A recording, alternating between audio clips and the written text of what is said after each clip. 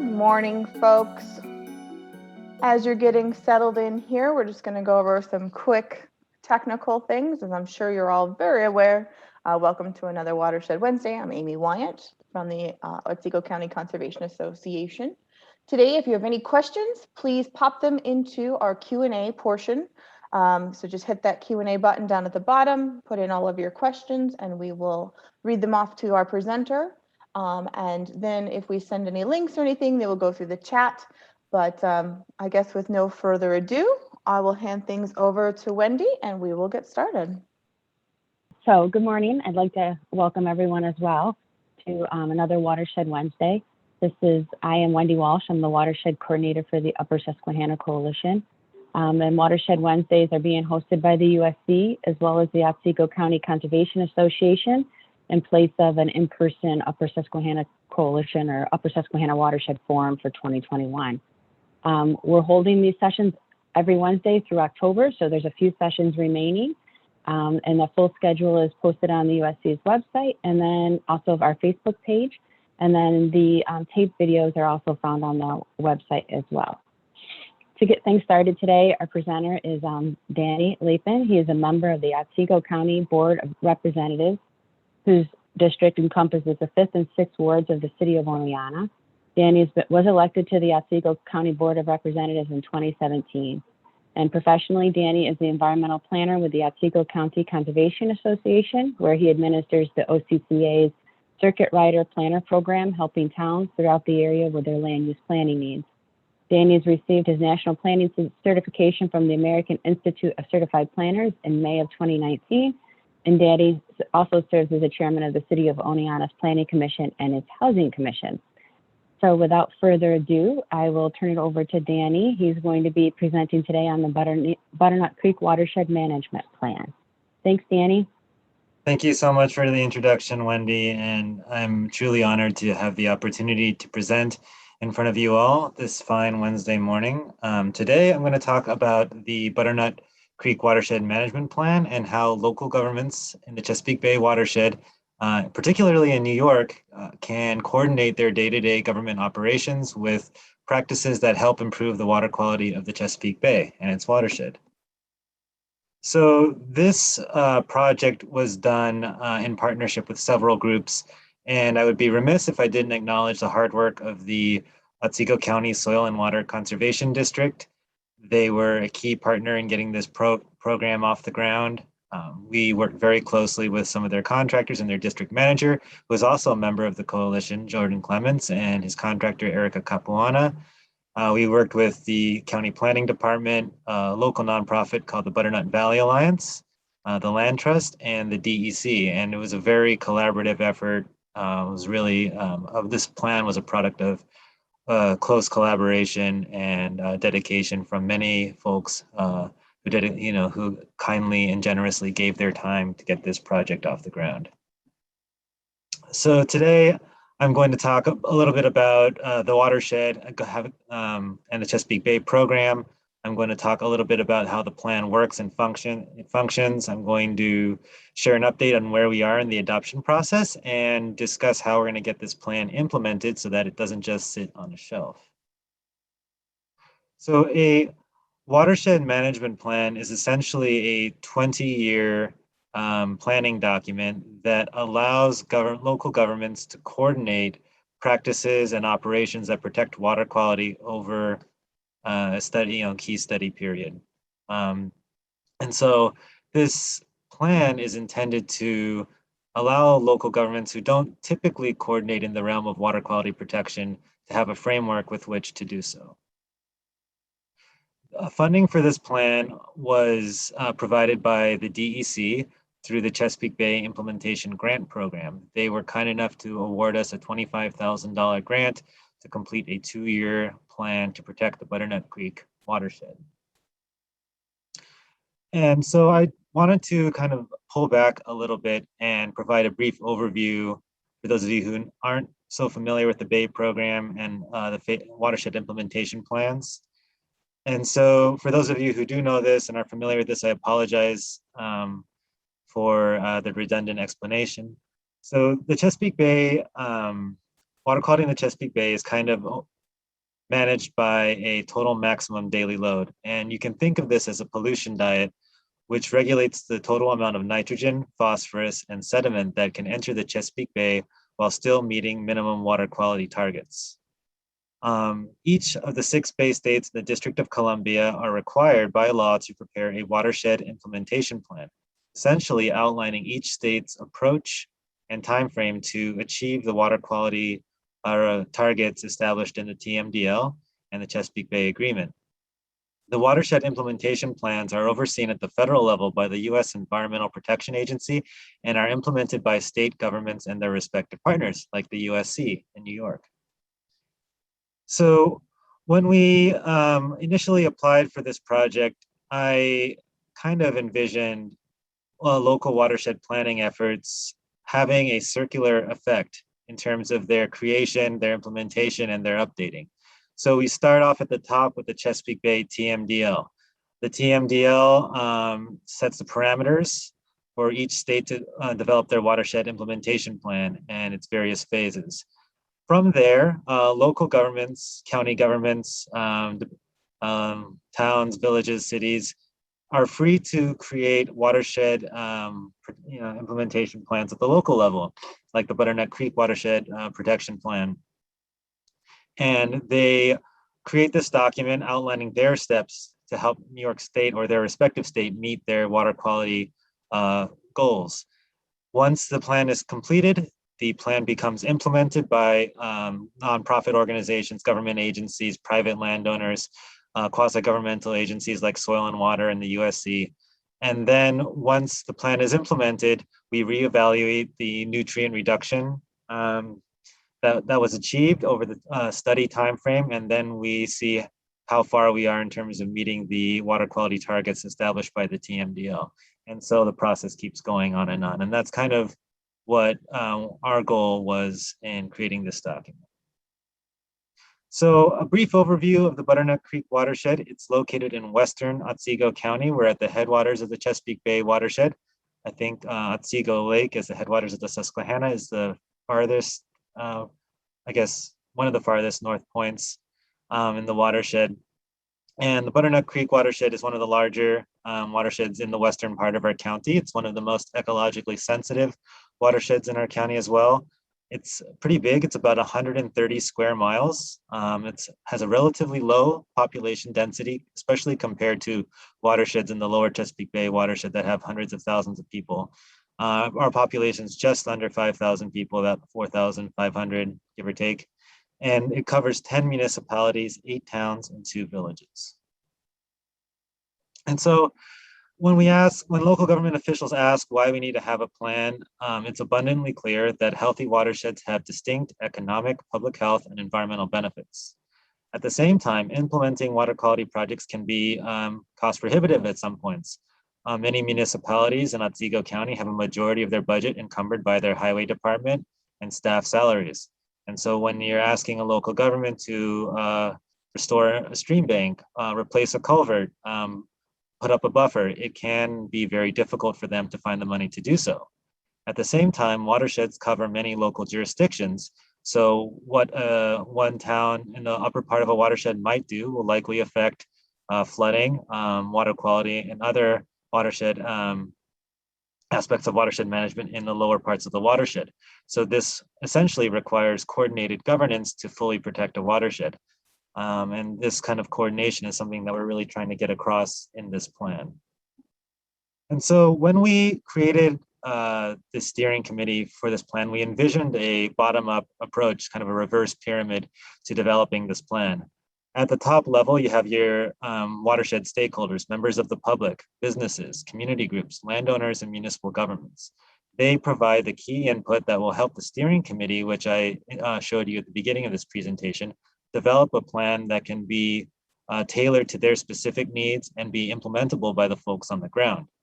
The County Board of Representatives will review this plan and recommend changes, and then they'll initiate the plan implementation process and hopefully appropriate some extra money to the agencies and organizations operating in the watershed. The steering committee will then work closely with the watershed stakeholders to make sure this plan gets implemented. and over the 10 to 20-year planning timeframe. And so because of COVID, we did not get the level of public engagement that we wanted through the planning process. However, we did do a substantial amount of public stakeholder engagement over the a year and a half, 2-year timeframe that we've been working on this document.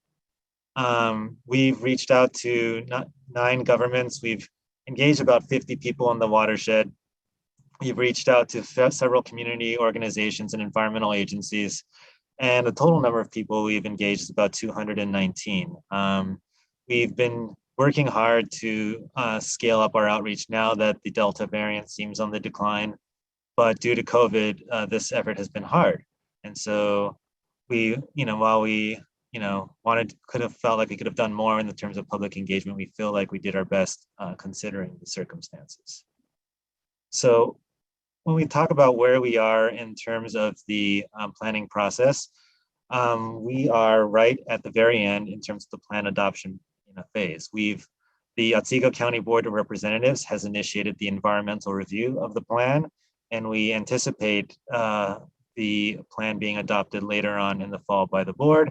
And then we plan on trying to encourage each municipality in the watershed to adopt the plan as well.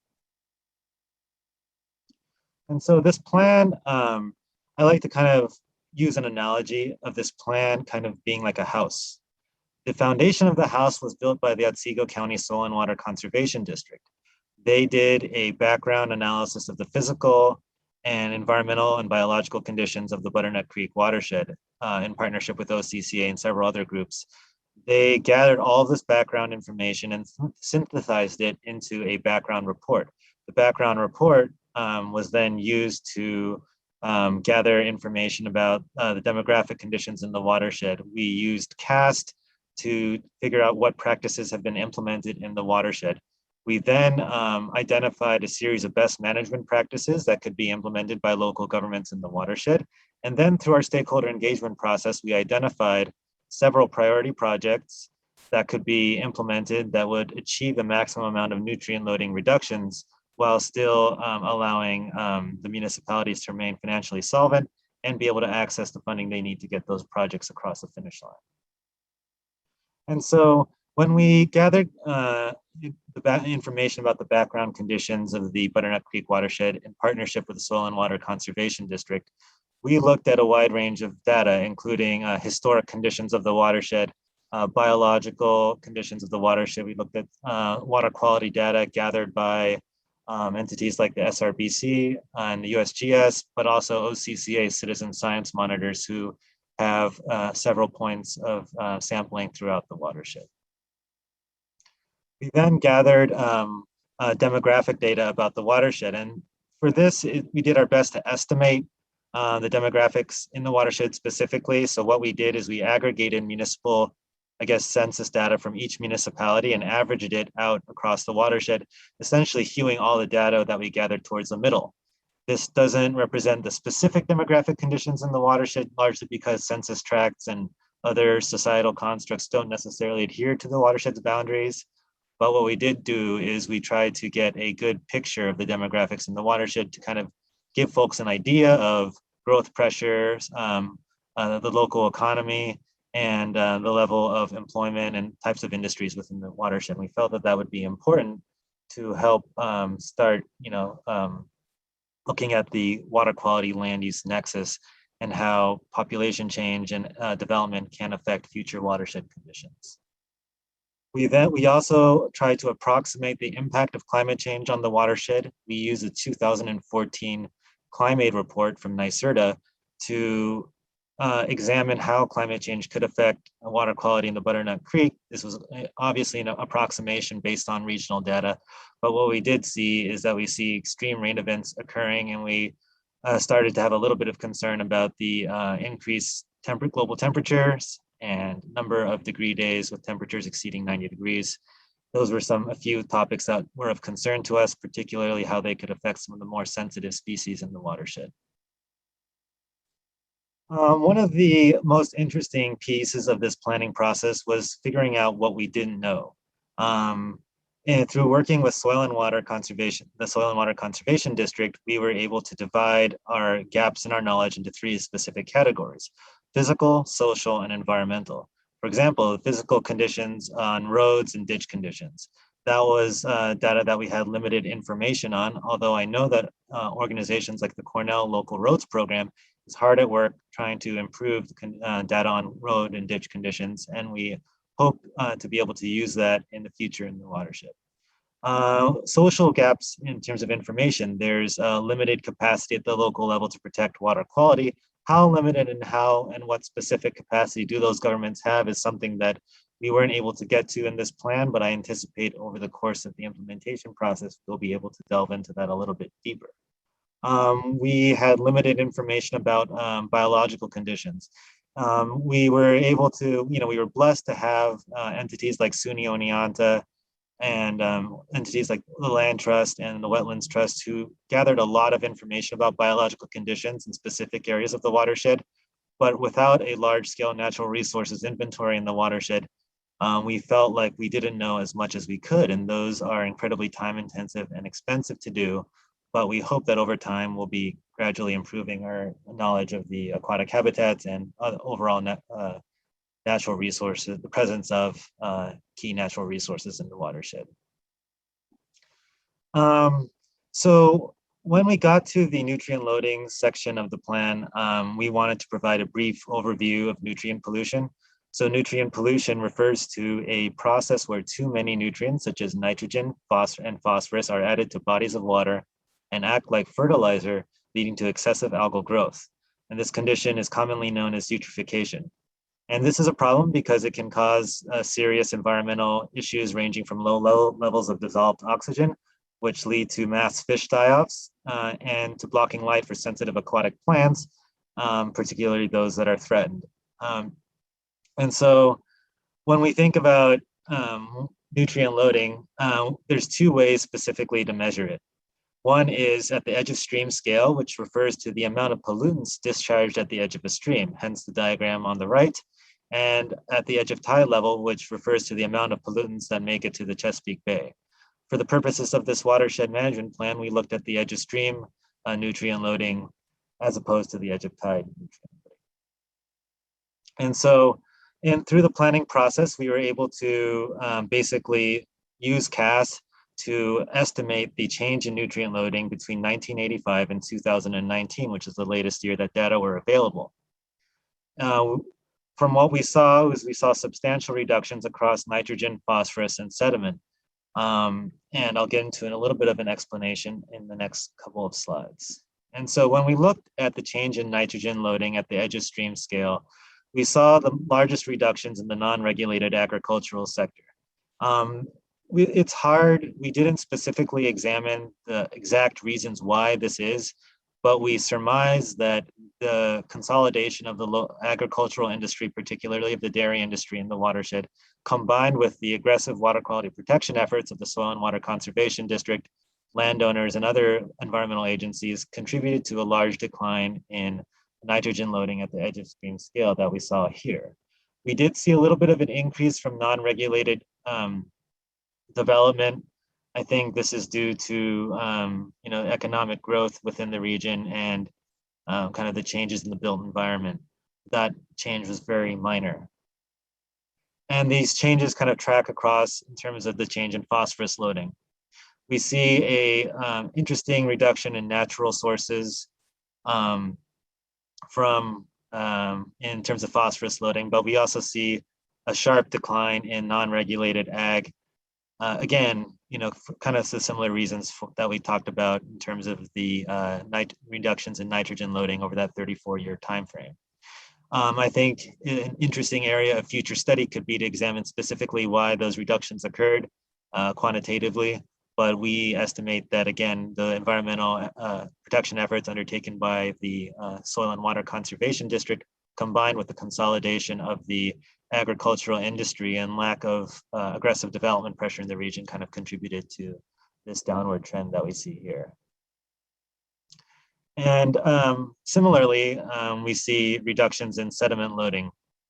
And a majority of the sediment loading comes from natural sources, because if you think about the topography of the Butternut Creek watershed, it's a very hill and valley like watershed. You have two hills kind of leading down into the Butternut Creek and its tributaries. And, just kind of the by nature of how gravity works, we see a lot of sediment runoff coming in from natural sources just due to topographical conditions. But we do see sharp reductions in sediment loading from non-regulated ag. And we do see an interesting thing is we see that increase in non-regulated development in terms of sediment loading. But what's important to note is that New York State doesn't get credit in the Chesapeake Bay program for implementing stormwater pollution prevention plans, which are required for any physical disturbance of land greater than 1 acre. And that's something that I believe the state is working on with the EPA through the Phase 3 watershed implementation plan. So that number in terms of the sediment loading from non-regulated development should be a little bit different in future iterations of the CAST model. And so when we evaluated best management practices, we again used CAST to evaluate the annualized cost of maintenance. We used CAST to determine the most cost-effective best management practices that would achieve the greatest amount of nutrient reductions. We also looked, interestingly, we wanted to see what it would cost to maintain all of the practices currently in the watershed. And as of 2019, the estimated cost of annualized maintenance cost of the water quality best management practices in the watershed was $235,000. And this is almost as much as some local tax levies in some of the smaller municipalities in Otsego County. And it's almost, it's like 1.5 times the size of the Soil and Water Conservation District's annual appropriation, just in this watershed alone. By 2025, assuming the most environmentally optimistic conditions, we saw that annualized maintenance costs would exceed $6 million. And so what does that tell us? It tells us the cost to maintain what's already there is expensive. It also tells us that we need funding for best management practice, maintenance and verification. And rather than just thinking about what we can put in the ground tomorrow, it's important to think about how much it will cost to maintain what we already have. And for local governments to provide the necessary funding and assistance to make sure that the maintenance of those best management practices continue. And so this is kind of what our table looked like in the plan. We kind of followed a similar approach that was done in the WIP. And we received quite a bit of technical assistance in this part of the plan from the DEC and Cassandra Davis in particular.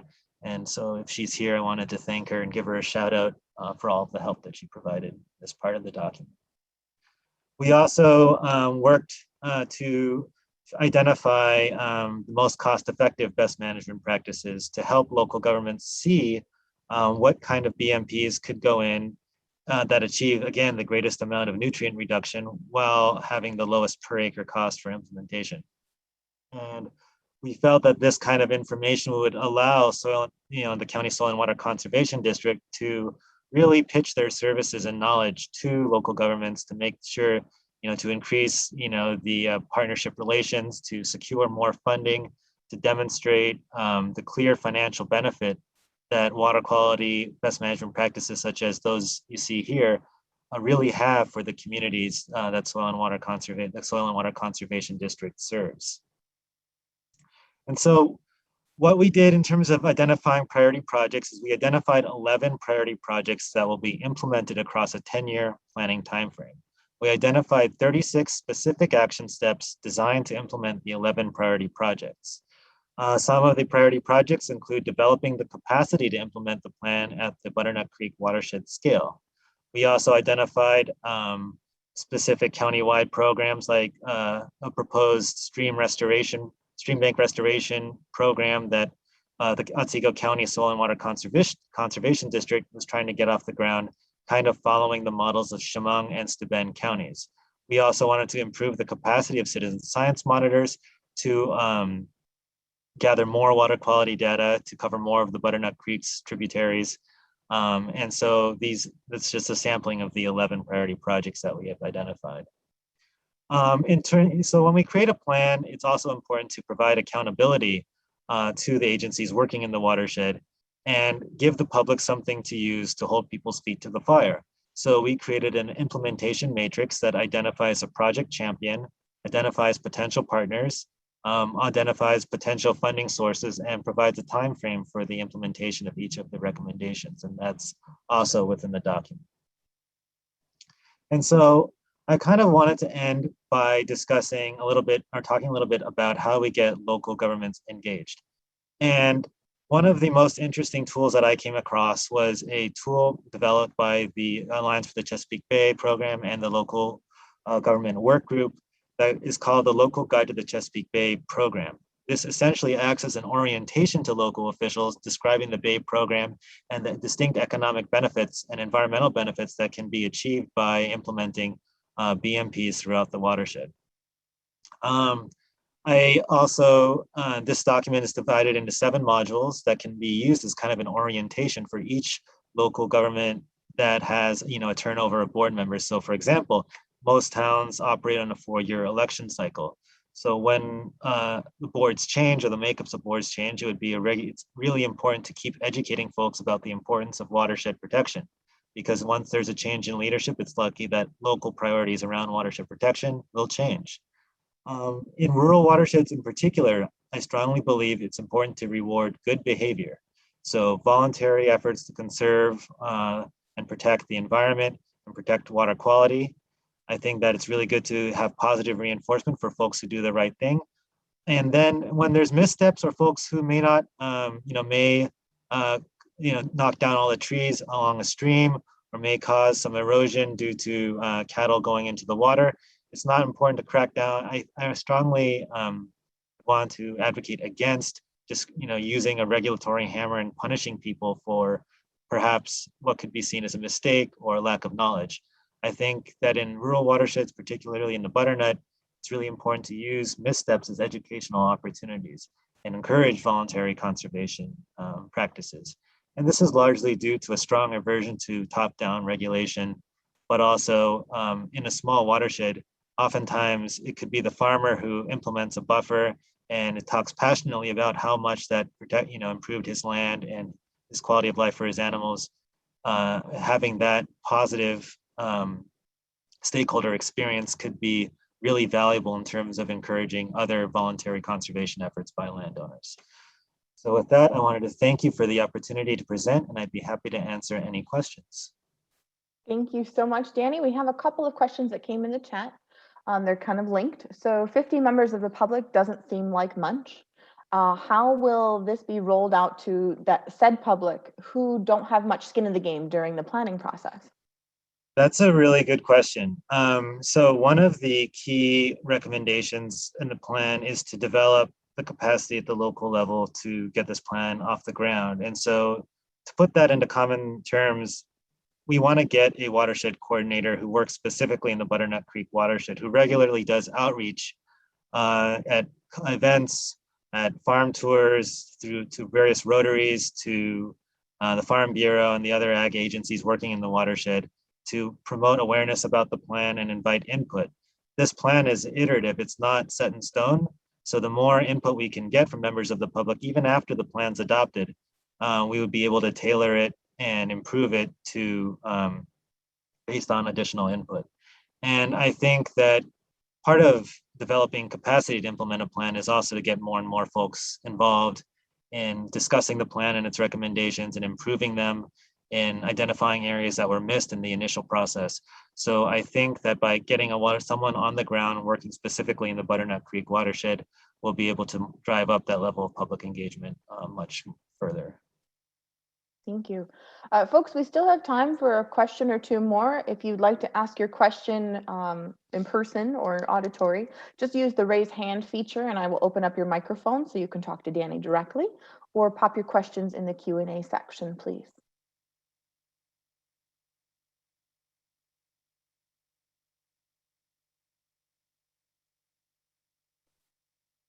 All right. Well, Danny, it looks like we don't have any more questions right this moment.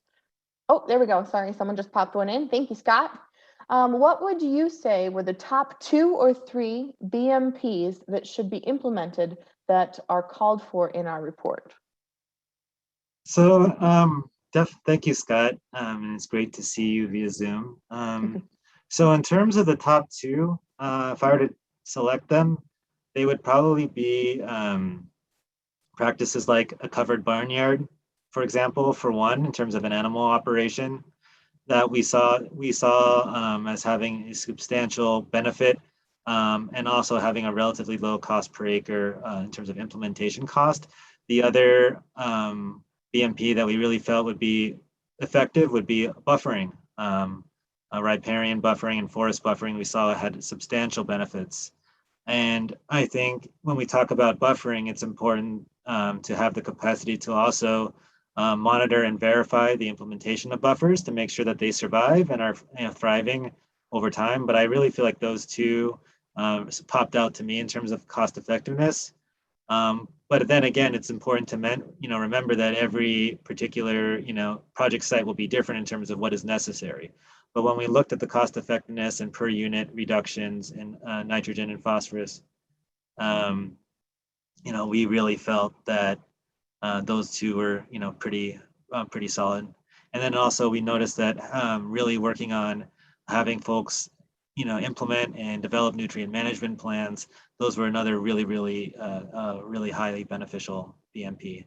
And I saw the comment from Mr. Bishop, what about a practice called do the right thing? I strongly agree in that, with that. And part of that involves a lot of education and outreach being done by entities like USC, the Wetlands Trust, and Land Trust and others, and to get people to go from just talking about something and learning about something to doing something.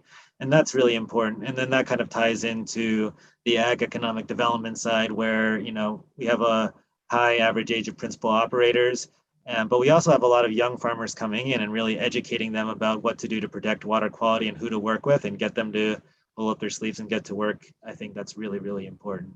And that's kind of the important thing that we have to remember in the watershed is so much of the land is privately owned, so that if we don't get folks, to implement the practice or be willing to work with Soil and Water to apply for a grant or, implement a, covered barnyard, for example, then we really won't get anywhere. It's not like out west where you have large swaths of land under federal or state ownership and the state can just do what they want. It's private land ownership. So really the folks on the ground will have to drive the train in getting and protecting water quality right alongside all the agencies and organizations working hard every day. All right. We know that it is past 10, folks, but Nathan, it looks like your hand is still up to ask Danny a question. So if you'd like to stay on, please do. For all those who can't, thank you so much for joining us. It looks like Nathan had to jump. All right. Well, Danny, thank you again for a wonderful presentation. And folks, if you have any questions, please feel free to reach out. We can get those questions right over to Danny. For anybody who would like to, next week, we've got another great presentation coming up on the good, the bad, and the ugly for head cuts in streams. So we're looking at stream bed stabilization. So please join us next week at 9:30, and your host from OCCA will actually be Jeff O'Hanley. He is very kindly offered to host next week. So thank you again, and everyone have a wonderful day. And like I said, if anyone has a question that was not able to get answered, please connect with us, send it through the chat. We'll make sure Danny gets it. Thank you, everybody, and we will see you next week. Thank you.